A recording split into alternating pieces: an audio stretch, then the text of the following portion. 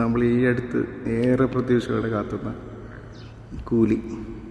എന്താ പറയുക, ഒരുപാട് പ്രതീക്ഷയോടെ. കാരണം അതിൻ്റെ പ്രത്യേകത രണ്ടായിരുന്നു. ഒന്ന് ലോകേഷ് കനകരാജ് ചിത്രം, അതിൻ്റെ ഒപ്പം തന്നെ നമ്മുടെ തളപതി, നമ്മുടെ സൂപ്പർ സ്റ്റാർ രജനികാന്ത്. അപ്പോൾ ഇതൊക്കെ കൂടി ഒന്നിക്കുമ്പോൾ നമുക്ക് ഒരുപാട് പ്രതീക്ഷയായിരുന്നു. പിന്നെ അതുമാത്രമല്ല, ഇതൊരു LCU, അതിൽ ആ ഗണത്തിൽ വരുന്നൊരു ചിത്രം കൂടിയായിരുന്നു എന്നൊക്കെ ആയിരുന്നു മുന്നേ പറഞ്ഞായിരുന്നു. അപ്പോൾ അതിൻ്റെയും കൂടി ആൾക്കാരിൽ ഒരുപാട് പ്രതീക്ഷ ഉണ്ടായിരുന്നു. പക്ഷേ ഇന്നലെയൊക്കെ അതിനെക്കുറിച്ചിട്ടുള്ള കറക്റ്റായിട്ടുള്ള പോസ്റ്റുകൾ ഉണ്ടായിരുന്നു. ഇതൊരു സ്റ്റാൻഡ് അലോൺ രജനീകാന്ത് മൂവിയാണ്, അതിൻ്റെ അപ്പുറം LCUയിലൊന്നും പെടാത്തതാണ് എന്നൊക്കെ. എന്നാലും നമുക്ക് എവിടേക്കോ ഒരു പ്രതീക്ഷ. കാരണം ലോകേഷ് കനകരാജിന് അങ്ങനെ ഒരു പരിപാടി ഉണ്ടല്ലോ, മറ്റേ ഏതോ വിക്രം ഇറങ്ങുന്നതിൻ്റെ തലേ ദിവസം രാത്രിയാണ് നിങ്ങൾ ഈ പടം കാണാൻ പോകുമ്പോൾ ഒന്ന് കൈതി കണ്ടിട്ട് പോകണം എന്നൊക്കെ പറഞ്ഞു. അപ്പോൾ അതുപോലെ എന്നാലും ആൾക്കാരിലൊക്കെ ഒരു പ്രതീക്ഷ ഉണ്ടായിരുന്നു, എന്തെങ്കിലുമൊക്കെ ഒരു കണക്ഷൻ ഉണ്ടാവും.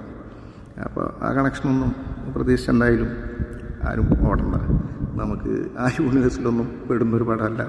പിന്നെ അത് മാത്രമല്ല, ഇതിപ്പോൾ ഏത് യൂണിവേഴ്സിൽ അല്ല, അങ്ങനെ ഒറ്റ യൂണിവേഴ്സിലും പെടില്ല എന്നുള്ളതല്ല, യൂണിവേഴ്സിൽ പെടും. ഏതാണെങ്കിൽ നമ്മുടെ ഒരുപാട് പടങ്ങൾ ഇപ്പോൾ വരുന്ന പോലെ മറ്റേ തങ്കച്ചി പാസം, അമ്മ പാസം, അനിയൻ പാസം, പിന്നെ മക്കൾ പാസം, അതുപോലൊരു പുതിയൊരു നൻപൻ പാസം അതിൽ വിടും.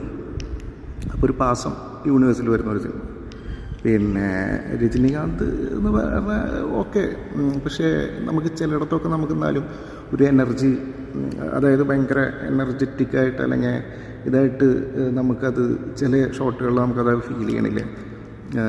പിന്നെ അതുപോലെ തന്നെ മ്യൂസിക്കും ഓക്കെ, പക്ഷെ നമുക്ക് അതിൻ്റെ ഔട്ട്സ്റ്റാൻഡിങ് എന്ന് പറയാൻ മാത്രം നമ്മൾ അനിരുദ്ധൊക്കെ ആകുമ്പോൾ നമ്മൾ ഒരുപാട് പ്രതീക്ഷകളിലൂടെ അല്ല നമ്മൾ പോകുന്നത്. അതിലേക്ക് എത്തിയെന്നുള്ളതാണ് നമ്മൾ ഈ കേട്ട ഈ മറ്റേ ഒന്ന് രണ്ട് പാട്ടുകൾ തന്നെ. അതിൻ്റെ അപ്പുറം പിന്നെ സാധാരണ ഇവരുടെ ഇപ്പോഴത്തെ ഒരു ഇതുണ്ടല്ലോ, ഒരു ട്രെൻഡ്, മറ്റേ പ്രത്യേകിച്ച് ലോകേഷ് കനകരാജ് സിനിമകളിൽ വരുന്ന ഒരു പഴയ പാട്ട്, അത് നമുക്ക് തിയേറ്ററുകളിൽ നല്ല എക്സ്പീരിയൻസ് ആയിരിക്കും. അത് പക്ഷേ ഇതിലുണ്ട് അതുപോലൊരു പാട്ട്. അത് പക്ഷേ തിയേറ്റർ നമുക്കൊരു ആംബിയൻസ് കിട്ടിയില്ല എന്നുള്ളതാണ്. ഇനിയിപ്പോൾ പിന്നീട് നമുക്ക്, പക്ഷേ ലിയോക്കെ അകത്തും അതുപോലെ തന്നെ മുന്നേ അതിലൊക്കെ എന്നൊക്കെ പറഞ്ഞു കഴിഞ്ഞാൽ നമുക്ക് ആ പാട്ടൊക്കെ കേൾക്കുമ്പോൾ തന്നെ നമുക്കൊരു തിയേറ്റർ വൈബ് ഉണ്ടായിരുന്നു. അത് ഇതിൽ അത്ര അങ്ങോട്ട് കണക്റ്റ് ആയില്ലേ.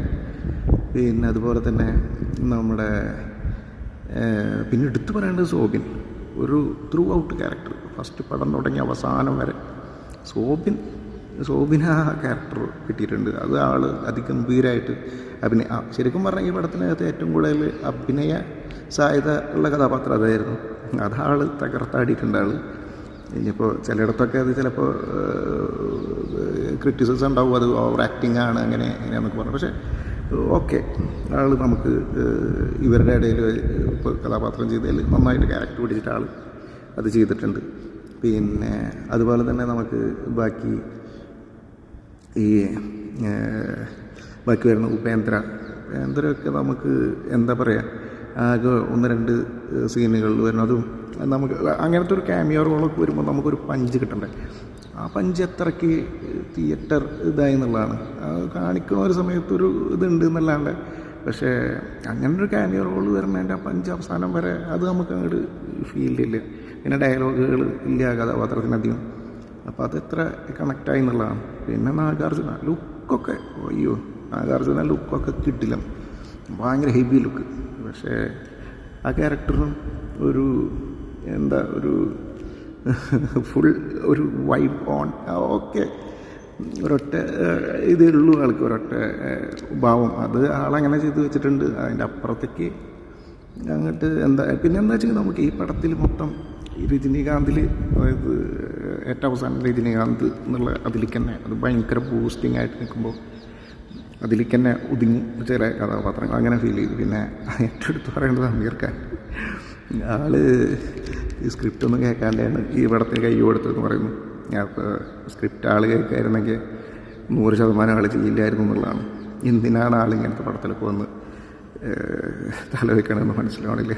കാരണം ഒന്നുമല്ലാണ്ടാവണ ഒരു റോളിലൊക്കെ വന്ന് ഒതുങ്ങപ്പെടുക എന്ന് പറയുന്നത്, അങ്ങനെ ഫീൽ തോന്നി. കാരണം രജനീകാന്തിൻ്റെ ക്യാരക്ടറും ഇതും കൂടി വരുന്ന സമയത്ത് അമീർ ഖാൻ്റെ ക്യാരക്ടർ ഒന്നുമല്ലാതെ എല്ലാം രജനീകാന്തിലേക്ക് ഇങ്ങനെ ഒതുങ്ങാണ് കഥാപാത്രങ്ങൾ. അതുപോലെ ഫീൽ ചെയ്തു. പിന്നെ അങ്ങനെയാണ്. പിന്നെന്താ നമ്മൾ പറയുക വെച്ചെങ്കിൽ, ഇപ്പോൾ ഈ സിനിമാറ്റോഗ്രാഫിയൊക്കെ ഇയാളൊക്കെ ആവുമ്പോൾ നമുക്ക് എന്താ പറയുക, ഒരുപാട് നമ്മൾ പ്രതീക്ഷിച്ച് ഒരു നല്ല ക്ലാസ് സാധനങ്ങൾ ആളുടെ മറ്റേ വിക്രം അതുപോലെ പടങ്ങളിലൊക്കെ അത് ഇതൊന്നും നമുക്ക് ആ റേഞ്ചിലൊന്നും എത്തിയില്ല എന്നുള്ളതാണ്. പിന്നെ ഓരോ സീനുകളും നമുക്കിപ്പോൾ എന്താ പറയുക, ലോകേഷ് കനകരാജിൻ്റെ നമ്മൾ ഒരുപാട് പ്രതീക്ഷ വെച്ച് പോണതിൻ്റെ പ്രശ്നമായിരിക്കാം. അപ്പോൾ ഒരു നോർമൽ നമുക്ക് രജനീകാന്ത് മൂവി എന്നല്ലാണ്ട് അതിൻ്റെ അപ്പുറത്തേക്ക് നമുക്ക് പറയാൻ മാത്രം ഒന്നുമായിട്ട് തോന്നിയില്ല. കാരണം നമ്മൾ ഇപ്പോൾ അല്ല, ഏറ്റവും ബെസ്റ്റ് നമുക്ക് തിയേറ്റർ എക്സ്പീരിയൻസ് കിട്ടുക ഫസ്റ്റ് ഈ ഫാൻ ഷോ എന്ന് പറയുന്ന പോലെ, ഫസ്റ്റത്തെ ഷോയിൽ അതും അത്രയും ഫാൻസിൻ്റെ ഇടയിൽ ഇരുന്ന് കാണുമ്പോൾ നമുക്ക് ആദ്യത്തെ കുറച്ച് നേരത്തേക്ക് ആ ഇത് കിട്ടിയെന്നല്ലാണ്ട് അതിൻ്റെ അപ്പുറത്തേക്ക് പിന്നെ ഒരു തിയേറ്ററിൽ മൊത്തം ഒരു ഉഷാറ് കുറവ് നമുക്ക് ഫീൽ ചെയ്തു. പിന്നെ അതന്നെ, പിന്നെ ഇടയ്ക്കൊക്കെ ഈ ക്യാമിയോ റോളൊക്കെ വരുമ്പോൾ നല്ല ബൂസ്റ്റൊക്കെ കിട്ടുന്നുണ്ട്. അതൊക്കെ അങ്ങനത്തെ ക്യാമിയോ ഇപ്പോൾ ഉപേന്ദ്രയൊക്കെ ആയാലും അത് കുറേ കഴിഞ്ഞിട്ടൊക്കെ വരുമ്പോഴാണ് പിന്നെ ഒരു ഇതാവണത്. ഫസ്റ്റ് ഹാഫൊക്കെ എന്താ പറയുക, കുറച്ചിങ്ങനെ വലിച്ചു നീട്ടി ഇങ്ങനെ പോയി. സത്യരാജിൻ്റെ ക്യാരക്ടർ നന്നായിട്ട് ചെയ്തിട്ടുണ്ട്. പിന്നെ അങ്ങനെ വെച്ച് നോക്കുമ്പോൾ പടം മൊത്തത്തിൽ ഒരു നോർമൽ മൂവി. അതിൻ്റെ അപ്പുറത്തേക്ക് എന്താണെന്നുള്ളത് നമുക്ക് കണ്ടിട്ട് എല്ലാവരും അവരുടെ അഭിപ്രായം. അതെ, നമുക്ക് അത്ര അങ്ങോട്ട് വർക്കായില്ല. പ്രത്യേകിച്ച് എക്സ്പെക്റ്റേഷൻ നല്ലോണം ഉണ്ടായിരുന്നു, അതുകൊണ്ടായിരിക്കാം ചിലപ്പോൾ. എന്നാലും തിയേറ്ററിലും മൊത്തം നമുക്ക് ആ വൈബ് ആദ്യത്തെ കുറച്ച് സമയത്തൊക്കെ ഉണ്ടായിരുന്നു. പിന്നെ ഇൻട്രോ സീൻ എന്നൊക്കെ പറഞ്ഞു കഴിഞ്ഞാൽ നമ്മൾ ബാക്കിയുള്ളതിലൊക്കെ നല്ല ഇത് കിട്ടി. പക്ഷേ ഇതിനകത്ത് ഇൻട്രോ സീനും നമുക്കൊരു നോർമൽ, ഒരു എക്സ്ട്രാ ഓർഡിനറി എന്ന് പറയാൻ മാത്രമൊന്നുമില്ല. എങ്ങനെ പിന്നെ ഒരുപാട് നല്ല മ്യൂസിക്കോ അല്ലെങ്കിൽ നല്ല BGM അങ്ങനത്തതൊന്നും ഭയങ്കര എന്താ പറയുക, ഒരു എക്സ്ട്രാ ഓർഡിനറി ആയിട്ട് നമുക്ക് കാണാൻ പറ്റില്ല എന്നുള്ളതാണ്. എന്തായാലും ഒരു രജനീകാന്ത് സിനിമ എന്നുള്ള നിലയ്ക്ക് കാണാം, അല്ലാതെ അതിൻ്റെ അപ്പുറത്തേക്ക് ലോകേഷ് കനകരാജ് ടച്ച് ആ രീതിക്കും. പിന്നെ എന്തായാലും ഈ ലോകേഷ് കനകരാജ് യൂണിവേഴ്സ് എന്നുള്ള അതും പറഞ്ഞാൽ ആരും എന്തായാലും ഓടി കയറി ചെന്ന് കൊടുക്കണ്ട. എങ്ങനെ എന്തായാലും എല്ലാവരും കണ്ടിട്ട് അഭിപ്രായം എങ്ങനെയാണെന്നൊക്കെ പറയൂ.